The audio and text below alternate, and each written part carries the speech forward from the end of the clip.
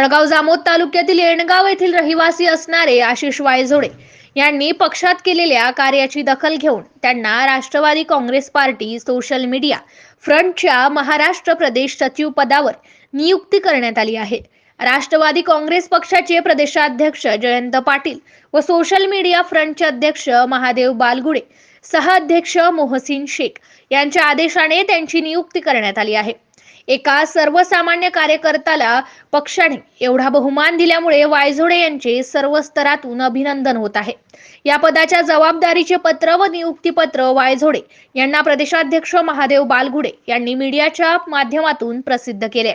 राष्ट्रवादीचे प्रदेश सरचिटणीस प्रसेनजित पाटील यांचे निकटवर्तीय असलेले आशिष वायझोडे राजकीय व सामाजिक क्षेत्रात सक्रिय कार्यरत असून त्यांच्या नियुक्तीबद्दल त्यांनी पक्षाचे सर्व वरिष्ठ मंडळी तथा पक्षाचे नेते मंडळींचे विशेष आभार व्यक्त केले।